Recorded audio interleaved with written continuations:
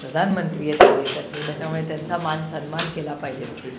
पण मी अतिशय प्रांजळपणे माझं पुरं स्टेटमेंट ऐकलं. मी अतिशय प्रांजळपणे एक गोष्ट म्हणते की ते वयानी पदानी सगळ्यांनीच मोठे आहेत, त्याच्यामुळे मोठ्या माणूस एखादा काही बोलला तर त्याच्यावर बोलणं योग्य नाही.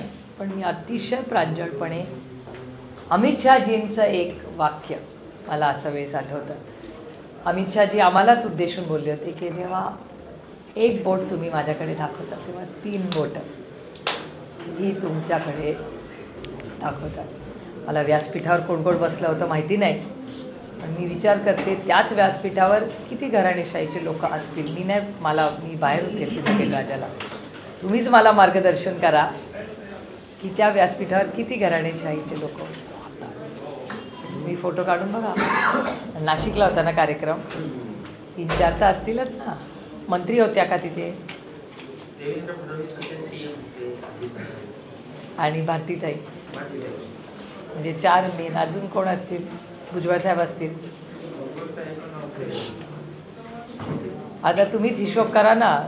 डायसवर तुम्ही मला सांगा कोण कोण होतं. आपण हिशोब करूया. तुम्हीच मला गाईड करा ना. फोटो काढा, आपण चर्चा करू. Let's go bye data.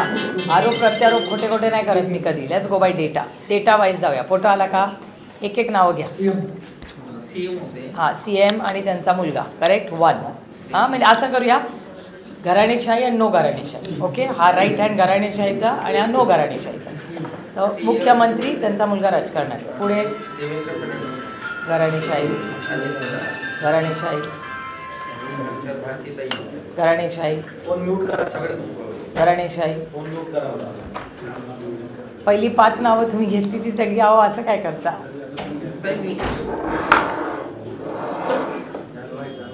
Correct. माझं काही चुकतंय का? माझं काही चुकतंय? हरकत नाही. व्हिडिओवर तर 5 नेते दिसले ना बसलेले. पार्लमेंटरी अफेअर्स मिनिस्ट्री देते तो भारतीय जनता पक्षाचा. आणि मेघवालजी पार्लमेंटरी अफेअर्स मिनिस्टर आहेत, तेच त्या कमिटीवर आहेत. मी डिफेंड करत नाही घराणेशाही, पण एखाद्या कुटुंबात एखादा मुलगा किंवा मुलगी, डॉक्टरचा मुलगा डॉक्टर झाला, इंजिनियरचा इंजिनियर झाला, डेंटिस्टचा डेंटिस्ट झाला, वकिलांचा वकील झाला, तसंच आमच्यामध्ये लोक ठरवतात.